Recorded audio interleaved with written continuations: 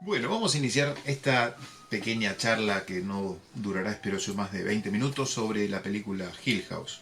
Va, la serie. Y empezaría diciendo que, bueno, seguramente muchos la vieron. El que no la vio, voy a spoilear todo porque me interesa analizar el contenido de la película. Muchos se habrán dado cuenta que la película tiene 10 capítulos, que hay 5 hermanos, un papá, una mamá, y que cada uno de los primeros 5 capítulos es la historia contada desde la perspectiva de uno de los hermanos. Digo eso como dato interesante por si la llegan a volver a ver, que nos presenta un mismo hecho interpretado de distintos ángulos.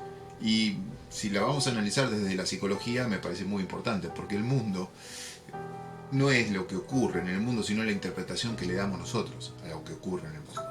Y la película trabaja bien con esto. Pero metiéndonos en lo que sería psicología jurídica, uno podría analizar que jurídicamente hay temas relevantes. Hay derecho de familia, trabajaría sobre el tema de la custodia, como se dice en la película, que nosotros en el derecho argentino llamamos cuidado personal de los niños después del hecho traumático del suicidio de su madre. El suicidio no es punible, pero el padre, ¿por qué deja de hablar durante 20 años con sus hijos? Porque lo que quiere hacer es proteger la imagen de la madre, que es mejor que los hijos crean que es una suicida poseída por los fantasmas de la casa, que conozcan la realidad. La madre no es simplemente suicida, la madre mató a Abigail, que es la hija de los Bradley, de los caseros, es una asesina de niños. Obviamente que se lo puede interpretar como por medio de un comando alucinatorio que por una patología mental la lleva a matar, pero mata. De hecho, también lo quiere matar a su propio marido. Acuérdense la escena donde está montada sobre él con un destornillador en el cuello. Ahí tenemos un intento de asesinato, ¿no? La tentativa. Hughes, cuando llega y descubre todo lo que está ocurriendo en el cuarto rojo, la niña Dudley muerta, bueno, encubre de alguna manera ese infanticidio, ¿no? Los Dudley tampoco denuncian lo que ha ocurrido ahí, sino que todo el mundo lo mantiene como un secreto. O sea, para el derecho habría bastantes temas para analizar, pero el derecho no llega a todos lados y acá la película no juega tanto con lo jurídico, sino que juega con lo psicológico.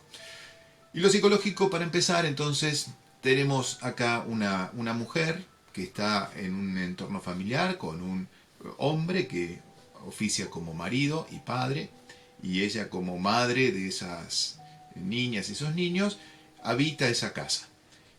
Quiere remodelarla junto a su marido para después revenderla, pero vamos a ir viendo que la situación de encierro, el estrés y tal vez cierta genética, porque las patologías mentales a veces con psicosis tienen un componente hereditario. Ella en algunas partes de la serie nos cuenta que su mamá ya tiraba las cartas. No quiero decir que los que tiran las cartas tienen estas condiciones, pero que estaba cerca de este mundo de el ver espectros y de poder predecir el futuro. Tal vez sea cierto, pero en general la gente con algún problema mental suele andar por esos pasillos. Y esta mujer, poco a poco, vamos viendo cómo va cediendo en su salud mental y son cada vez más frecuentes las alucinaciones que tiene, el deambular por la casa en un estado de sonambulismo, dolores muy intensos de cabeza. Todo esto le genera mucho estrés. Estar en esa casa también, porque empieza a ver cosas. Y al marido le dice, andate a la casa de tu mamá una semana, tomate un tiempito. Eh, Se lo quiere tomar, pero la patología avanza y ya no las alucinaciones, sino ahora les diría los delirios. Acuérdense que una psicosis siempre suele conllevar delirios y alucinaciones. Y los delirios de ahora son que la vida es muy hostil para sus hijos y lo mejor que puede hacer es matarlos. Pero no porque no los quiere, sino para ir al otro lado, para ir al lado de cierta eternidad feliz. Es la locura la que lo lleva a hacer esto. Seguramente si no se hubiera suicidado sería declarada inimputable, más allá del delito atroz que cometió, pero es llevada por ideas delirantes. Y va descendiendo por esta escalera de la patología mental y bueno, ya sabemos todo lo que ocurre. El padre también tiene algún componente de psicosis, porque recuerden que el padre convive con la imagen espectral de ella toda su vida. Vive con ella como si fuera su compañía. La película le da una vuelta de rosca, como diciendo, separemos la locura de lo que es la vida sobrenatural, porque cuando si al final de los capítulos él vuelve a la casa, ahí está Olivia original, si querés, como fantasma, y le dice, yo no estaba ahí afuera, estabas con otra, es decir, con otra imagen mía, con tu imagen de locura, con tu alucinación. Yo, el espíritu, estoy acá. Si queremos hacer el desdoblamiento. Si no, podemos considerar que Hughes, el padre, que es Elliot de la película de T, no sé si se habrán dado cuenta, cuando es joven, ¿no? Hughes también, por amor, en este caso, por amor, enloquece. Y amor y miedo tiene esta película. Miedo, todo lo vinculado con los fantasmas, y amor, también vinculado con los fantasmas, pero que no asustan, sino que son fantasmas que uno comparte la vida con ellos, como pasa con los Dudley y su hijita, como le pasa a Hughes, el padre, y su esposa. Son fantasmas que no asustan. Y hay otros fantasmas que sí asustan. Bueno, hecha esta mínima introducción, que ya les conté más o menos cómo termina la película, que ya todo el mundo lo sabe, es importante saber el rol que tiene ese padre al no querer contar cuál fue la verdad de lo que él vio, para poder preservar una imagen idealizada de esa mamá, para que esos chicos y esas chicas, sus hijos, puedan armar una vida sin tener, viste, la imagen atroz de no solamente una madre suicida, sino asesina. Entonces él recorta la realidad, les dice, fue poseída por los espíritus y bueno, por eso hizo lo que hizo, que fue matarse, punto.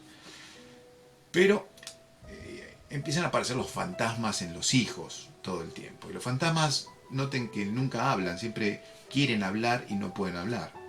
Y de alguna manera es la metáfora del secreto. Los secretos en las familias siempre son contraproducentes, se manifiestan por algún lado. Y acá en la película se manifiestan con la forma de fantasma. Se manifiestan como fantasmas y además de ser el secreto de que no se puede expresar, tiene otra finalidad el fantasma en la película, que es lo que Steve, que es el hermano mayor, dice hacia el final. Los fantasmas no existen, y yo es algo que comparto, y espero que ningún espectro se me aparezca acá como para refutarme empíricamente. Pero los fantasmas no existen, lo que sí existen son nuestros miedos. Y por eso cada uno tiene un fantasma particular, porque a no todo el mundo nos asustan las mismas cosas. En la película vemos que sí, Nelly, la más chiquita, tenía como fantasma que la perseguía la mujer del cuello quebrado. Porque su miedo, desde la tierna infancia, era matarse. Y además, su madre había terminado con su vida, con lo cual, como sabemos, en el campo de las personas con tendencia al suicidio suelen encontrar algún modelo de referencia o familiar o de referencia positivo dentro de su grupo familiar, dentro de su familia, su abuela, su tía, su hermano que se quiso matar.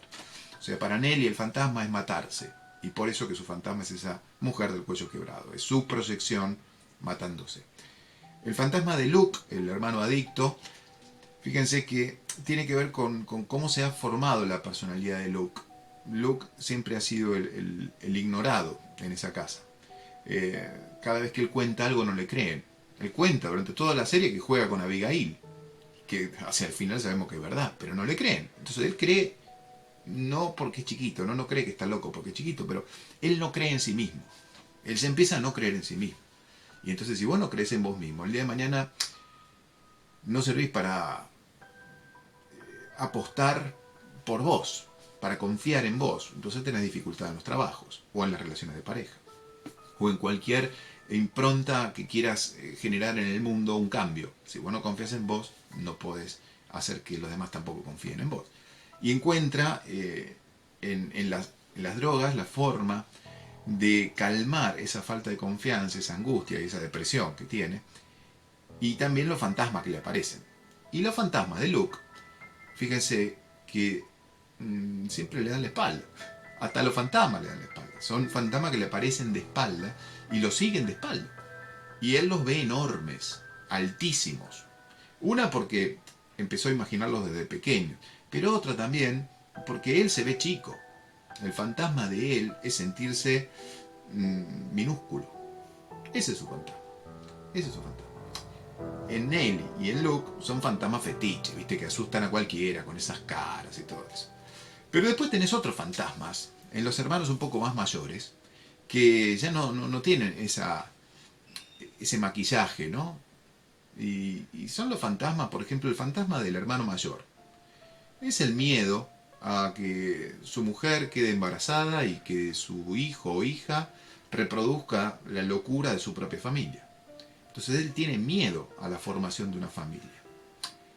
De hecho, yo les diría, todos los hermanos tienen dificultades para la formación de vínculos afectivos, que después van a ver que termina la serie con que todos pueden de alguna manera recuperar eso que no han podido recuperar. ¿Por qué? Y porque estaba todo esto en el medio. Estaba el secreto en el medio, estaba esta relación confusa en qué pasó ese día, esa relación tensa entre los propios hermanos.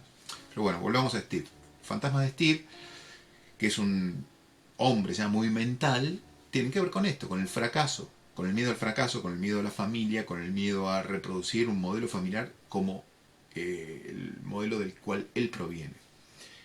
El modelo de familia perfecta que tiene Shirley, la hermana mayor mujer, es también una forma de disimular, ¿no?, esa desconfianza que ella tiene por la familia. ¿Y cómo lo hace? Bueno, tratando de tener una familia perfecta. ¿Y su fantasma cuál es? Bueno, el fantasma de Shirley no tiene la cara destruida, no anda arrastrando cadena. El fantasma de Shirley es la infidelidad, lo que rompe a la familia. Y recuerden que en la serie aparece ese que conoce ella en un congreso y después en la propia Hill House lo ve como en una posición tocando el piano. Ese es su fantasma, ese es su miedo, ¿no? La tentación y de caer en esa tentación, que de hecho cae, y con eso romper todo ese maquillaje de buena familia que ella tiene organizado. Por eso es que odia tanto a su hermano Steve, porque Steve escribe un libro donde cuenta toda la podredumbre de la cual proviene Shirley. Shirley quiere tener la casa americana, el sueño americano perfecto, con los 2 niños, el marido, todo ordenado. Y Steve cuenta de dónde viene.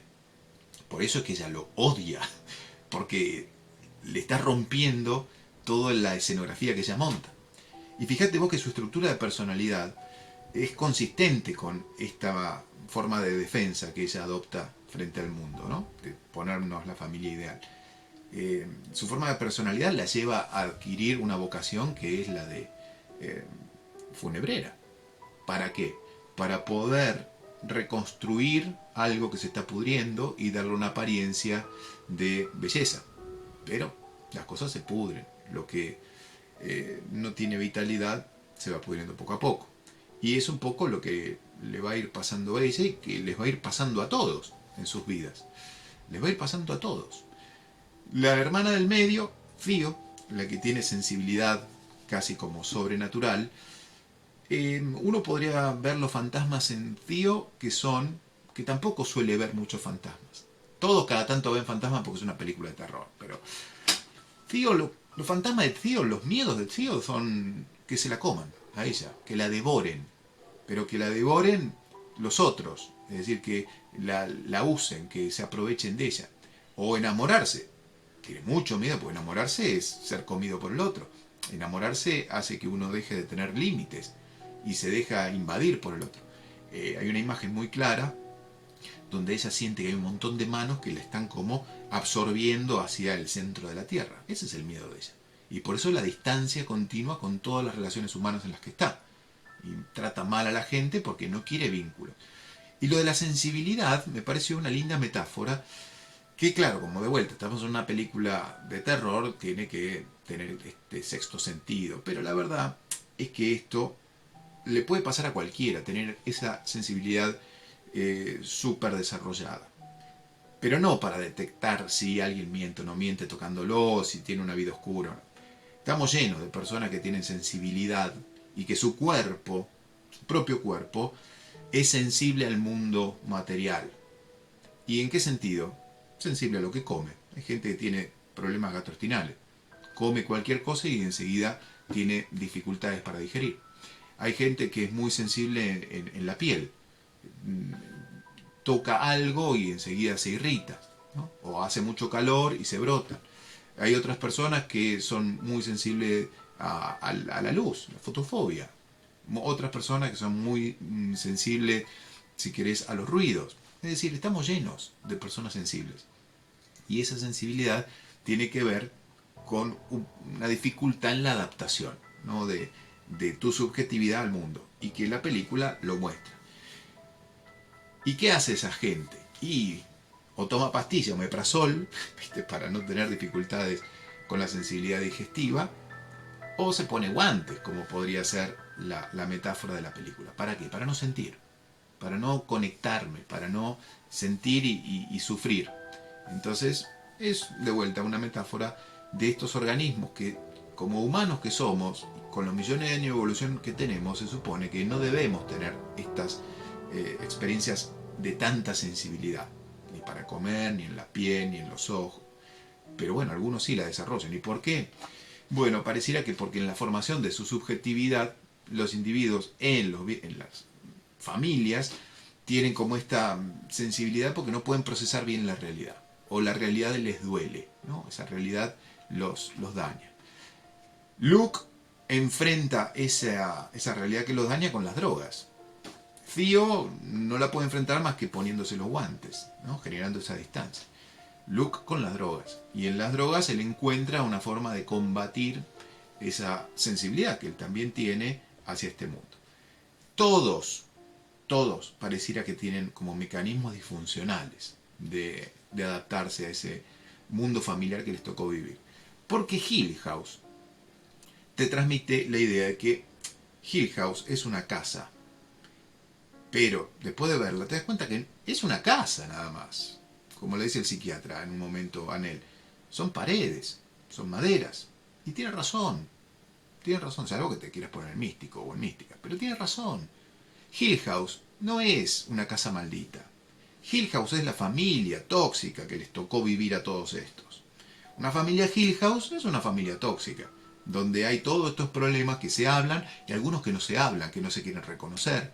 Si hay una patología mental y no se la quiere reconocer y se la quieren cubrir como que son los espíritus, o si hay una conducta que es tan aberrante como un infanticidio y no se lo quiere revelar y se plantea que ocurrió algo trágico y para protegerlo yo no les cuento, bueno, todo eso es la eclosión de algo que se vino madurando antes. Si a vos te toca vivir con una mamá que mata niñas y un papá que encubre todo esto, no es que de un día para el otro esas dos identidades o esas dos personalidades de mamá y de papá descubren que tienen todas estas zonas oscuras. Vos te criaste desde que naciste con esa mamá y con ese papá. Entonces Hill House es eso, es una familia tóxica.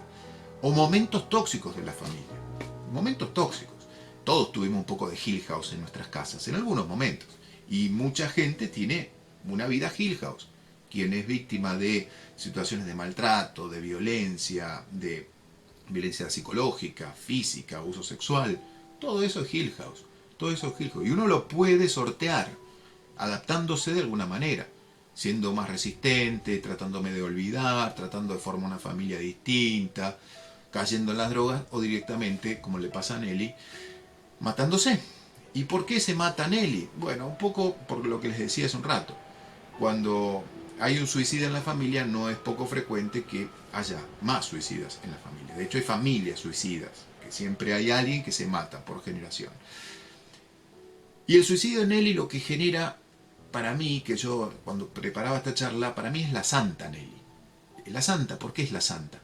Porque les permite a todos curarse un poco. Un poco, digo. En la película se curan, pero un poco. Su muerte es un sacrificio, igual que la del padre, pero en otro registro, es un sacrificio que permite muchas cosas. Les digo, para mí es la santa porque como todo santo habla, viste que los santos hablan con Dios, con los espíritus. Bueno, ella todo el tiempo vive en un mundo de espiritualidad un poco macabra y la realidad. Vive en parte por culpa de el trastorno en el sueño que tiene una parálisis en el sueño que le hace quedarse en un estado de conciencia, pero sin posibilidad de mover los músculos, y se pasan imágenes del mundo onírico a la realidad. Otros padres podrían haberla llevado a un terapeuta infantil, ¿no? Esta familia Hillhouse la dejó ahí, y de hecho la madre en alguna oportunidad le dice: yo también veo gente, pero no nos van a hacer nada. Bueno, problemón para una niña que la madre le diga eso, porque está formando su subjetividad y le está contando que en el mundo hay espíritu. Bueno, la madre también los veía, terminó como terminó, ella empieza a verlos cada vez más seguido y termina como termina. Es la santa porque tiene esa sensibilidad, ya les digo, para poder comunicarse con el más allá, pero también porque su sacrificio permite que se vuelvan a unificar todos los miembros de la familia, que hace 20 años que no se ven, al padre es un montón que no lo ven, se vuelven a encontrar en su velatorio. Entonces su velatorio sirve como excusa para que se vuelvan a encontrar. Acuérdense que ellos viven cada uno en los puntos cardinales de Estados Unidos más extremos. Unos viven en Los Ángeles, otros viven en Massachusetts, al este, al oeste, y el padre vive en Florida, el extremo sur. Y el suicidio de Nelly permite que todos se encuentren nuevamente en un punto en común. Y eso permite hablar, porque lo que pasaba es que no hablaban entre ellos. Y como no hablaban, no se podía comprender qué es lo que había ocurrido. Entonces el suicidio de Nelly permite la posibilidad de la comunicación, del diálogo, del expresar. Y ahí ocurre todo lo que va a ocurrir. Que van a terminar yendo a la casa nuevamente como excusa de que Luke quiere ir a quemarla. Yo creo que, bueno, van un poco por eso, pero también porque el padre, acordate, tiene un pacto de que no la va a destruir a la casa. Y el padre cree en todas esas cosas. Así que dice: vamos, porque Luke se va a matar también.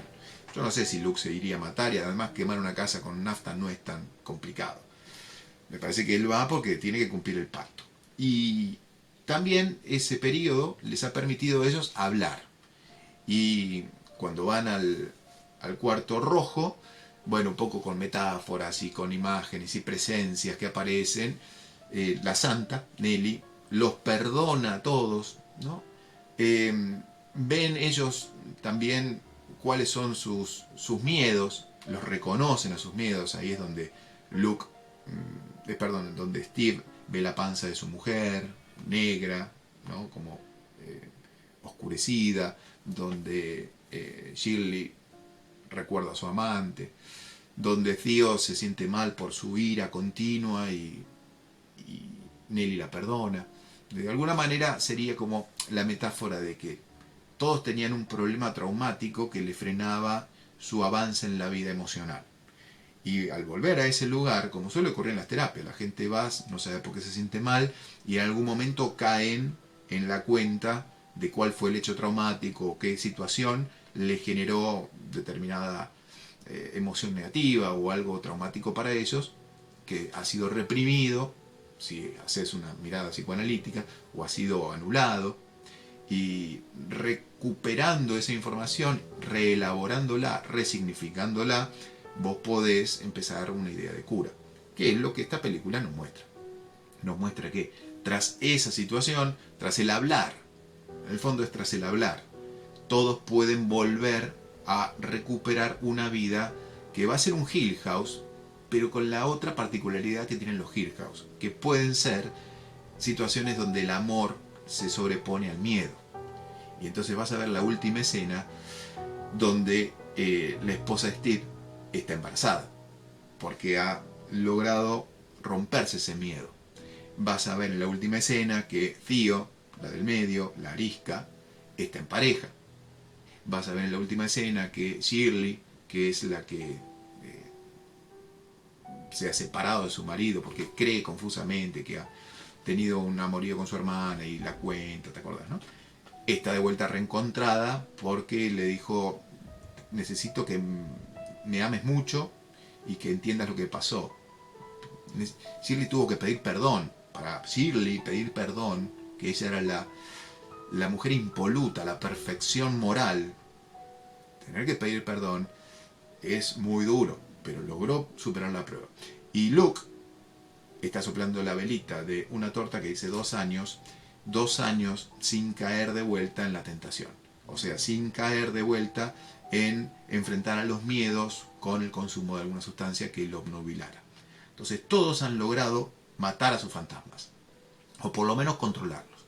Y ahí me parece que está bien la imagen de la cura, ¿no? Entonces, la película muestra eso, ¿no? Muestra las familias Hill House o tóxicas que formatean la subjetividad de los individuos, de los niños sobre todo, que se van construyendo a partir de lo que ven, a partir de cómo los tratan. Hill House también nos habla sobre los fantasmas y muchos tenemos miedo a los fantasmas, ¿para qué negárselos? Pero Hill House nos permite pensar que esos miedos que tenemos a los fantasmas son muy particulares. Y entonces eso te hace dar cuenta que los fantasmas son creaciones nuestras, son proyecciones de nuestros miedos. Y por eso es que saben dónde tocar, saben qué cosas a cada uno de nosotros nos asustan. Y cuando uno puede pensar a partir de una película, ¿no? Esta realidad, bueno, de alguna manera es como que al fantasma le quita la sábana y te das cuenta de lo que está abajo. Estás vos mismo.